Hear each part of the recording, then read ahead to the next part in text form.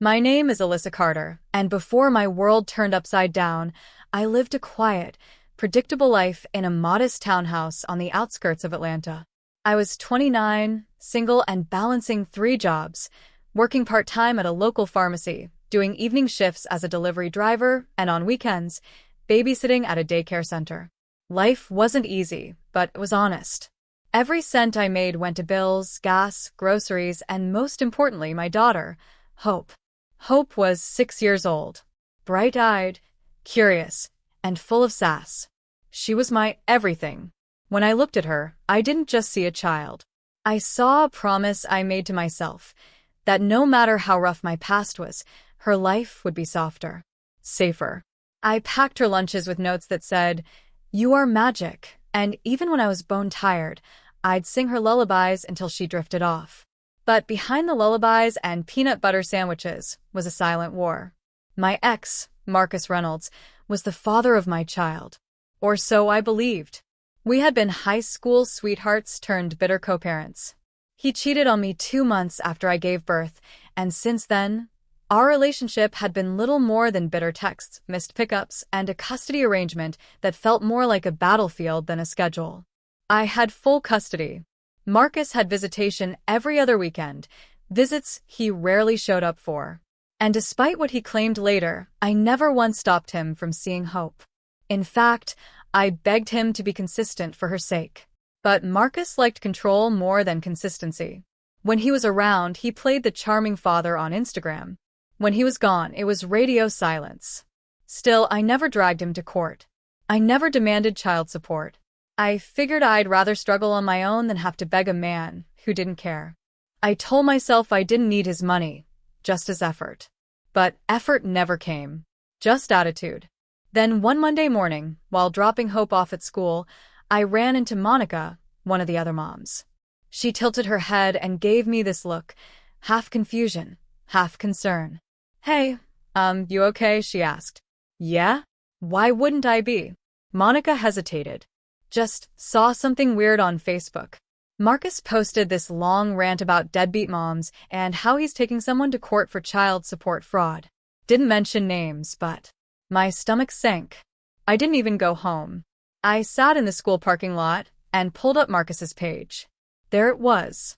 A long, venomous post, complete with screenshots of what he claimed were court filings. Tired of being slandered. Tired of paying for a kid I barely get to see. You want war? You got it. Hope deserves to know the truth, and I'll prove it in court. Hashtag fathers' rights, hashtag Deanna don't lie, hashtag deadbeat moms exist too. The comments were worse. His friends and followers chimed in, praising him for finally standing up for himself.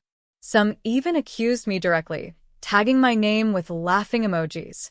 I stared at my phone for a long time. My hands were shaking. This couldn't be real. Why would he lie like that? That evening, I called Marcus. Straight to voicemail. Then I called again. Then I texted. "What are you doing? Why are you posting lies online?" He replied 2 hours later. One line. "We'll let the courts figure it out. You should have thought twice before trying to ruin me." My breath caught. I hadn't filed for child support. I never once claimed he owed me anything in court. If anything, he had failed Hope. So what was this about? I went to bed restless, unable to sleep. Every worst-case scenario flooded my mind. Was he trying to take Hope away? Was he trying to ruin my reputation? And then came the thought that made me cold inside. Was he planning something bigger? The next day, I received an envelope. Certified mail. Legal papers inside. Marcus had filed a claim stating that he had paid thousands of dollars in undocumented child support, cash, gifts, off-the-books contributions, and was now accusing me of fraud. But the real punch in the gut was at the end of the document. Petitioner requests a full DNA test to confirm biological paternity of the minor child. I sat frozen in my kitchen chair, the document shaking in my hands. DNA test? For a second, the world went quiet. I could hear Hope in the next room, watching cartoons and humming. I didn't even know how to feel. Was he trying to scare me? Or did he actually believe Hope wasn't his? No, he knew. He was there when she was born. He held her. He signed the birth certificate. This wasn't about truth. This was about power. I walked to Hope's room, tucked a blanket over her, and stared at her sleeping face. Her tiny fingers were curled around her favorite stuffed elephant. "She's yours," I whispered into the silence. "You just don't deserve her." But deep down, I could feel it. This was only the beginning. Marcus had lit a fuse, and I had no idea how big the explosion would be. I didn't cry. Not right away. After getting the court papers, I sat on my porch swing that night, wrapped in a hoodie even though it wasn't cold. My phone lay beside me, screen dark, untouched.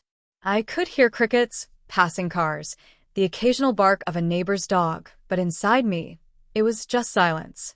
Then I opened the email again. Legal terms blurred in front of me.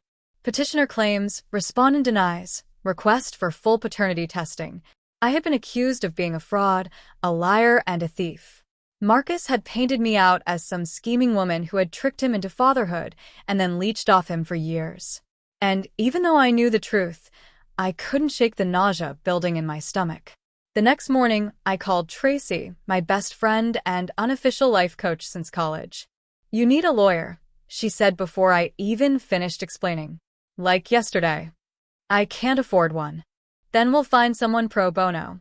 Family court eats people alive. Alyssa. Don't walk into that place without backup. She wasn't exaggerating. By Thursday, I was sitting in a cramped office across from Erin Foster, a no-nonsense legal aid attorney who looked like she hadn't slept in 3 years. "I'll be honest with you," she said, flipping through the documents. "He's not suing for back support. He's building a case to prove you defrauded him. If the court believes he's not the biological father and you knowingly accepted money under false pretenses, you could face charges. At minimum, they'll go after you for restitution." I blinked. "But I never filed for child support." "Not once." Erin nodded. "Which works in your favor. But he's counting on public perception. He wants to drag you through the mud, maybe to avoid paying support now, or maybe to save face with whoever he's dating." I swallowed. "He posted about it online." "Good." "Screenshot everything. Every post, every comment, every time he calls you a liar. We'll use it." But even with Erin in my corner, I couldn't shake the feeling that Marcus had some deeper angle. I started checking his socials obsessively. His new girlfriend, Janelle, was in almost every post, long captions about blended families, starting over, and men who step up. One caption read, "Some kids are chosen by love, not DNA. I can't wait to build a real future with someone who actually appreciates me." Something clicked. He wasn't just trying to discredit me, he was trying to rewrite his entire past. And he was using Hope as a prop to do it. Meanwhile, the court ordered a paternity test. I had to take Hope to a sterile lab on the south side of town. White walls, plastic chairs, a nurse who barely made eye contact. Hope clutched my hand the whole time. "Why are they swabbing my cheek?" she whispered. "It's just for paperwork, baby." She didn't need to know. Not yet. That night, I lay awake replaying every moment of my relationship with Marcus. The fights, the apologies, the night Hope was conceived. There was no doubt in my mind. Marcus was her father. But doubt, once planted, grows like mold. What if I was wrong? No. I couldn't be. A week passed. Then 2. During that time, Marcus went radio silent. No texts. No calls. No visits. It was like he was already preparing for a life without her. Then things got worse. One morning, I was called into the principal's office at Hope School. The secretary gave me a tight smile and handed me a printed email. It was from Marcus, sent directly to the school. He had requested that Hope's alleged mother be barred from making medical or educational decisions until paternity was conclusively determined. I stared at the paper in disbelief. Alleged? I had carried her for 9 months. I had nearly died during delivery. I was the one who had stayed up with her through every fever, every nightmare. And now he was trying to erase me. That night, I broke down. Not out of fear, but out of rage. This wasn't just some petty stunt. He was playing chess with my daughter's identity. I couldn't let him win. I called Aaron the next day. We need to prepare for the worst, I said. If he's willing to go this far, there's no telling what he'll try next. Then we fight harder, she said. And Alyssa, don't let him scare you into silence. If this goes public, you speak your truth. So I did. I made a post on my private account. No names, just truth. Being a single mom is hard. Being falsely accused of lying to the man who abandoned you and then watching him try to erase your motherhood? That's harder. But I'm not going anywhere. The truth always comes out. The next day, my inbox flooded. People from my past, high school friends, daycare parents, even former coworkers sent messages of support. Some shared their own stories of being dragged through the mud by manipulative exes. Some offered to testify. But one message stood out. It was from Marcus's cousin, Tiffany. Hey, I'm not trying to stir drama, but I saw your post. I just want you to know, Marcus told Janelle he never believed Hope was his. He's been saying that since before she was born. He just didn't have the guts to bring it to court until now. I sat frozen, reading it over and over. So he had always doubted her, and still held her, named her, played father until it no longer served him. This wasn't a man seeking truth. This was revenge. And I was done playing defense. By the time the official court date was scheduled, I had transformed. I wasn't the same woman who sat on her porch trembling over a letter. I wasn't the woman hoping Marcus would come to his senses. I was done hoping. I was done begging. Now I was planning. First, I printed every screenshot I had, Marcus's Facebook posts, the comments, even old texts where he had admitted missing payments or forgetting his visitation days. I bought a 3-ring binder, labeled it the Truth File, and began building my defense with the precision of a trial attorney. Tracy came over one night, looked at my kitchen table covered in highlighters, sticky notes, and legal printouts, and said, "You building a case or launching a war?" "Both," I said without flinching. I was still haunted by that word in his email to the school, alleged. I couldn't shake the fear that this wasn't just a custody battle.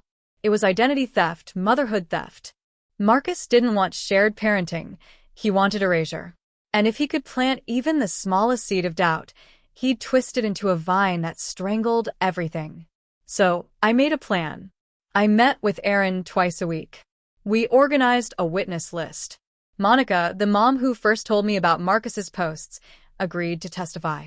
So did Tiffany, his cousin, who said she was tired of his mouth writing checks his morals couldn't cash. Then we dug deeper. Aaron submitted a motion to subpoena Marcus's bank records to prove he had not been sending me any child support, despite claiming he had thousands of dollars in cash transactions. When we requested proof, his lawyer sent over screenshots of Venmo emojis, random pizza icons, and money bag symbols, no names, no timestamps. It was laughable. But this wasn't just about receipts. I had to face something harder. The DNA test results were coming soon. And while I knew, deep down, that Hope was his, the very existence of the test made me feel like I had betrayed her. What would I tell her if, no, when the truth came out? One evening, I found Hope playing with her dolls, reenacting a courtroom, with Barbie as the judge. "Mommy, guess what?" she chirped. "In my story, the daddy lied and the mommy won. Just like you will." I froze. "Where did you hear that, baby?" She shrugged. "I heard you talking on the phone with Auntie Tracy." My throat tightened. She knew more than I thought. Children always do. I sat beside her on the carpet. "You know I love you, right? More than anything in the whole world." She nodded solemnly. "Daddy and I were figuring some things out. But no matter what happens, you'll always have me. And I'll always fight for you." "Are you scared?" she asked, her voice so small. I was, I admitted. "But now?" "Now I'm ready." Days passed. Then, like a grenade dropped into my inbox, the subject line appeared. Paternity results, case number 48297. I stared at it for 5 minutes before clicking. My hands trembled. I scanned for the sentence that would change everything. Probability of paternity, 99.99%. I gasped. Not just in relief, but in vindication. It was over. No. It was just beginning. I forwarded the document to Erin immediately. She called within minutes. This is everything, Alyssa. He has no case now. In fact, this opens a door we didn't plan for. What do you mean? He filed a false claim. Publicly accused you of fraud. We can countersue for defamation, emotional distress, and possibly damages, especially if we show he tried to interfere with your parental rights. I sat in stunned silence. Me? Sue him? It felt foreign, turning the weapon around. But then I remembered the nights I couldn't sleep. The way my daughter clung to me, confused by her father's silence. The humiliation. The doubt. He had tried to take everything from me. Now I had a choice. Walk away with the truth or fight for justice. So, I made my decision. We countersue. The courtroom was packed on hearing day. Marcus arrived in a slim gray suit, holding Janelle's hand like he was entering a gala. He didn't even look at me. Hope stayed home with Tracy. I couldn't let her watch what came next. Erin opened with a calm, piercing tone, laying out the facts. The false accusations. The online smear campaign. The lack of evidence. Then she dropped the DNA test. The judge's eyebrows raised. When Marcus's lawyer tried to object, Erin cut him down with hard documents, bank records, screenshots, legal proof that Marcus had not paid one legitimate dime in support, nor had he been denied access to his daughter. Then came the moment that took my breath away. Erin looked at the judge and said, "Your Honor, given the petitioner's knowingly false claims, we request immediate dismissal of all allegations and are submitting our intent to file for damages on behalf of Ms. Carter." The courtroom fell silent. Marcus's face, smug only minutes before, crumpled. He looked to his lawyer, then to Janelle, who wouldn't even meet his gaze. I didn't smile. I didn't smirk. I sat tall. This wasn't about revenge. It was about truth. And now it was mine. The courtroom buzzed with tension. You could feel it like static clinging to every corner of the room. Even the court clerk, who had seen hundreds of these hearings, looked like she was sitting up straighter now. The judge glanced at the DNA report again. Then at Marcus. "Mr. Reynolds," Judge Peters said flatly, "do you have anything to say in light of this evidence?" Marcus stood. Slowly. His face looked flushed. The cocky smirk he wore when he strolled in with Janelle was gone, replaced by something tight, something bitter. "Well, Your Honor," he began, voice faltering slightly, "I was misled for years. I never had clarity." "That's not what your social media posts suggest," Erin cut in, rising from her seat. "Shall we present Exhibit B?" She held up color printouts of Marcus's Facebook rant. The one where he claimed to have proof of being scammed, where he said Hope deserved to know the truth, and accused me of being a thief in front of his 2,000 followers. The judge raised a brow. "Mr. Reynolds, did you or did you not post these defamatory remarks about Ms. Carter?" Marcus shifted on his feet. Yes, I did. But I was emotional. I thought. "You thought you could humiliate me," I said quietly, unable to stay silent any longer. "You thought if you shouted loud enough, no one would question you." The judge didn't admonish me. He just looked between the two of us and nodded. "Mr. Reynolds, the DNA test confirms paternity beyond doubt. The financial records show no documented child support payments. There's no evidence Ms. Carter committed fraud. In fact, the opposite appears to be true. Your actions suggest intentional defamation and emotional abuse under the guise of legal recourse." Janelle whispered something to Marcus, who brushed her off and muttered under his breath. I couldn't hear it, but I didn't need to. The judge continued. "I'm dismissing the petitioner's claims in full. Furthermore, I'm referring Ms. Carter's countersuit to civil court where she may pursue damages if she chooses." That was it. The gavel came down. But the room didn't empty right away. Everyone sat for a moment, like they weren't sure what had just happened. Then slowly people started rising. I stayed seated. I looked over at Marcus. He looked everywhere, but at me. Then, as he gathered his papers, Erin leaned in and whispered, "Want to go talk to him?" "You don't need to, but it's your moment if you want it." I didn't. Not really. But then I thought about Hope. I thought about every birthday he missed, every lie he posted, and every time he made me feel like I was crazy for believing I could survive without him. So I stood and walked over. He saw me coming and straightened, trying to look composed. I didn't yell. I didn't cry. I said, "You didn't just try to hurt me, you hurt her. Your daughter. The little girl who used to wait by the door for you every other weekend. She doesn't even ask where you are anymore." His jaw tensed, but he didn't respond.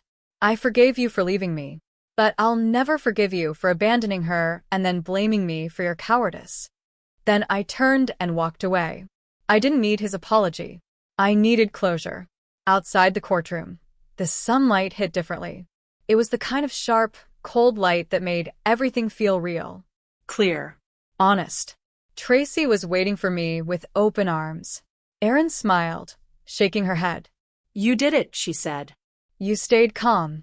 You spoke the truth and you won. But I didn't feel triumphant. I felt tired, like I just crossed a desert barefoot. Back at home, Hope was curled up on the couch watching cartoons. She looked up when I walked in and ran to hug me. You okay, Mommy? I hugged her tight. I am now, baby. Later that night, as she slept, I sat alone at the kitchen table staring at my truth file. The binder that had held my whole case, my pain, my proof, my past. I closed it and slid it into the drawer. Not to forget, but because it no longer defined me. The next morning, I received a text from an unknown number. I messed up. I don't expect forgiveness. Just wanted you to know I'm sorry. No name. No signature. But I didn't need one. I stared at the screen for a long time before hitting delete. I had nothing left to say, because the truth had already spoken for me. I knew I couldn't rely on emotions or begging to clear my name. I had to get smart, real smart. And so, the trap began forming in my mind, quiet, calculated, like storm clouds gathering. I went home that night and started organizing everything. Bank statements, money transfer receipts, texts, emails, anything that showed I had financially supported Ava over the years. I even dug up an old photo of me taking her to her first day of school, holding her hand like the proud mother I'd always been. And yet, none of this mattered in court without hard evidence about the one thing that could end all of this, whether or not Ava was really mine. It was the hardest decision I'd ever made, but I scheduled a DNA test behind my ex, Trey's, back. I didn't want to believe the whispers in my own mind. I didn't want to doubt the child I'd sung lullabies to, nursed through fevers, and taught to ride a bike. But something deeper, some primal instinct, told me I was about to uncover something dark. I reached out to Trey, calmly, pretending to extend an olive branch. Let's put Ava first, I said sweetly on the phone. Maybe we should do a DNA test for medical records. It could be useful in case she ever gets sick. He hesitated too long before agreeing. I noticed how he didn't push for it to happen fast. Instead, he stalled. Said he was busy. Claimed Ava was staying with his mother. Claimed she had a school event. I logged every excuse, and each one made my blood run colder. Eventually, I pulled a legal string, got a court order for the test, since we were in the middle of litigation anyway. The day the order went through, Trey blew up my phone. You're seriously doing this to her? To Ava? He screamed over the line. No, I said calmly. I'm doing this for her. And for the truth. He showed up furious at the clinic with Ava in tow. His jaw was tight, his fists clenched, but I stayed composed. The nurse swabbed our cheeks, packaged the samples, and said results would be available within a week. That week crawled like a lifetime. While we waited, I worked on something else too, a full timeline of every dollar I'd ever sent for Ava's care. I even spoke to the daycare she used to attend, which confirmed that I had been listed as the sole financial guardian on the records during her early years. Trey had underestimated me. He thought I'd collapse under pressure, that I'd stay the emotional, soft-hearted woman he once manipulated. But he didn't know I had changed. Motherhood had made me fierce. And betrayal? That had made me strategic. The trap wasn't just the DNA test. It was everything that was about to unravel. The envelope felt heavier than it should have. I stared at it for a long while. Just me, that crisp white paper, and a silence so thick it pressed on my chest. My fingers trembled as I peeled it open, eyes darting down the page until they landed on one sentence that shattered everything. Probability of maternity, 0%. You are not the biological mother. I dropped the paper like it was burning. My knees buckled, and I sat there on the cold kitchen tile, shaking. The silence broke into 1,000 shards inside my head, memories of lullabies, scraped knees, birthday candles I helped blow out. All lies? No. Not lies. I knew the love was real, but that love had been weaponized. Trey had done something unthinkable. He had passed off another woman's child as mine just to drain me of money. My grief turned to rage, so fast it startled me. I wanted to scream, to throw things, to call him, and unleash a storm. But instead, I stood up, wiped my face, and grabbed my binder of evidence. This was going to court. I brought everything to my lawyer. The DNA results, financial records, Ava's school registration forms, text messages where Trey thanked me for paying bills. She went pale reading it all. We're not just talking child support fraud, she whispered. This is identity fraud. Emotional manipulation. He could be facing prison time. Court day came fast. The courtroom was full. Trey was there with his smug lawyer, confident as ever. I walked in silently, expression unreadable. Trey gave me that same arrogant half-smile he always wore when he thought he'd won. But when my lawyer stood and submitted the DNA test into evidence, the smirk melted from his face. Then came the school records, the daycare statements, screenshots of him calling me Ava's mom, even thanking me for paying her health insurance this month. Trey's lawyer started to stammer. Your Honor, we'd like to request a brief recess. Denied. My turn came to speak. I stood, voice calm but firm. For 4 years, I believed I was Ava's mother. I fed her, clothed her, loved her like she came from my own body. And even though I wasn't her biological parent, I never hesitated to give her everything I had. But this man, I pointed at Trey. He knew the truth. And he still used my love and my bank account as tools for his personal revenge. That's not just manipulation. That's evil. The judge looked stunned. Trey stood up, tried to argue, claimed the test was wrong, that I was just being dramatic, that maybe the clinic messed up. But the court ordered a second, independent DNA test to be sure. Same result. It was over. The illusion was shattered. The judge dismissed the false child support claim immediately and began proceedings on fraud charges against Trey. He would likely be fined and possibly even jailed for what he'd done. I walked out of that courtroom lighter than I'd felt in years. But beneath that relief was an ache, a deep, hollow sadness for a little girl named Ava who didn't ask for any of this, who had no idea she was used as a pawn. Trey had tried to bury me under lies. But in the end, the truth didn't just come out. It exploded. The courtroom victory didn't erase the emotional wreckage Trey left behind. In the weeks that followed, I kept waking up expecting to hear little feet padding down the hallway.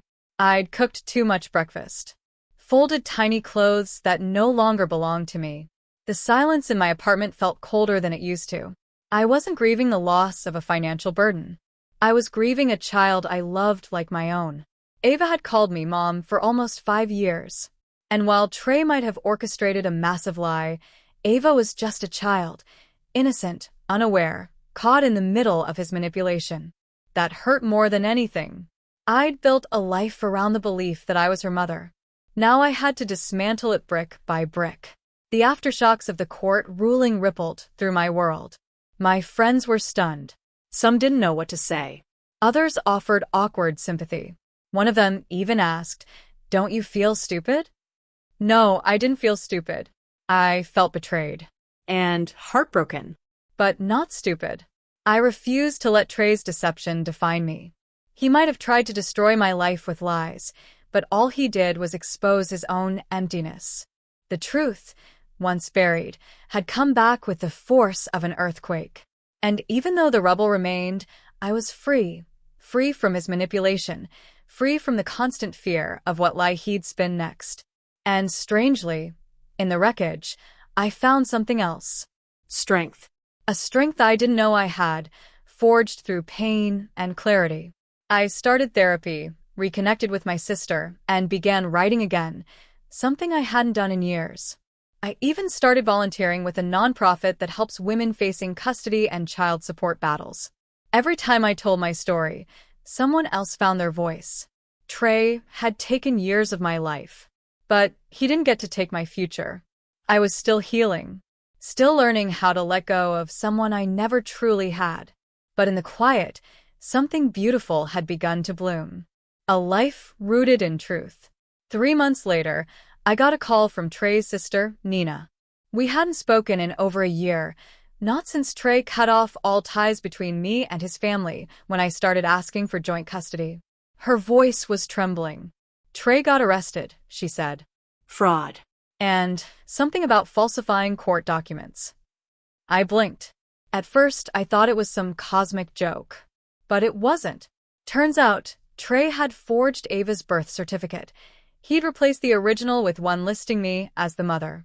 That's how he was able to file for child support in the first place. His lies ran even deeper than I knew. The DA was charging him with fraud, perjury, and obstruction. The moment I saw the news headline online, "Father arrested for child support fraud after DNA bombshell," I felt something I hadn't in a long time. Closure. He had spent years trying to twist the legal system to trap me. And now it had caught up to him. I didn't smile. I didn't celebrate. But I did breathe. Finally, it wasn't just my word against his. Trey had gambled everything on a lie and lost. The final blow wasn't mine to deliver. It was truth, slow but sure, arriving like thunder long after the lightning had struck. I didn't need revenge. Justice had done what I could not. And for the first time since this nightmare began, I looked ahead, not backward. Not to Ava, not to Trey, not to the chaos behind me, but toward a horizon that was finally mine. Looking back, it's strange how something that broke me so deeply ended up becoming the reason I finally rebuilt myself. Trey thought he was ruining my life, shaming me in public, dragging my name through the courts, forcing me into silence. But the truth is, his betrayal taught me more than any peaceful chapter of my life ever did. I learned that no matter how careful you are, how pure your intentions, people will sometimes still choose to deceive you, just because they can. Not because you failed, but because they did. And their failure shouldn't become the weight you carry on your back. I also learned that the legal system is not always about justice, it's about proof. And while that's terrifying, it's also empowering. Because when you do have the truth on your side, and you're willing to fight for it, it can cut through even the most carefully built lies. But perhaps the hardest lesson was this. You can't fix someone who enjoys breaking you. I spent months hoping Trey would come to his senses, that he'd tell the court the truth, that he'd stop using Ava, or whoever's child she really was, as a pawn. But some people aren't interested in peace. They're addicted to control. And you have to walk away anyway. Even when it's unfair. Even when it hurts. Especially when it hurts. Because your peace is not something you bargain for. It's something you protect like your life depends on it. Because it does. I now know what boundaries feel like. What self-respect looks like. I'm not the same Madison who stood trembling in court that first day. I'm someone else now. Someone stronger. This experience didn't just show me who Trey was. It showed me who I am. And I love her. I've learned that healing isn't a one-time event. It's a decision you make over and over again. To keep going. To stop answering bitterness with more bitterness. To choose yourself even when someone tried to erase you. So no, I didn't just survive. I became someone I never thought I'd need to be. And she's not going anywhere. It's been almost 2 years since that courtroom showdown. The day the DNA results came in, and everything changed. Today, my life is calmer, quieter, and so much more mine. After the case closed, I moved to Austin with my older sister, Jenna. She offered me space, support, and the kind of warmth I hadn't realized I'd been missing. I needed to breathe, to grieve, to understand what had really happened to me, not just legally but emotionally. I started therapy. At first, I went just to have someone listen, but I ended up learning how to listen to myself. How to silence the guilt I'd been wrongly carrying. How to sit with the pain without letting it define me. How to trust again, first myself, then the world. I went back to school too. I'd put my nursing degree on hold when things with Trey became chaotic, but once I got my footing again, I enrolled full-time. Last month, I walked across the stage and picked up my diploma with tears in my eyes. Not just because of pride, but because I never thought I'd feel this whole again. And love, well, I'm not rushing into anything serious, but I'm dating someone named Cameron. He's kind, patient, thoughtful in a way that feels unfamiliar but safe. I told him everything from the beginning about Trey, about the court battle, about Ava. He didn't flinch. He just said, "I'm glad you got your piece." There's still a scar. When I see parents with toddlers, there's a pang in my chest. Not because I miss Ava herself, because, truthfully, I never really knew her, but because I miss the hope I had when I thought she was mine. But I remind myself daily, I lost a lie, and I gained the truth. I'm financially stable now. I started a YouTube channel sharing my experience, navigating false paternity claims, court advice, emotional abuse recovery, and, to my surprise, it blew up. Thousands of women reached out. Some had been through worse. Some were still stuck. I used my story to help them step out of shame and into their own power. The best part? I no longer wake up dreading a new court notice or social media attack from Trey. I've blocked him on every platform. The court ordered him to pay all legal fees after the DNA revelation. Last I heard, he moved out of state. But honestly, I don't care anymore. He can live in denial forever, if he wants. Me? I'm finally living in truth. In freedom. In light. And no man, not even the one who tried to ruin me, can take that away.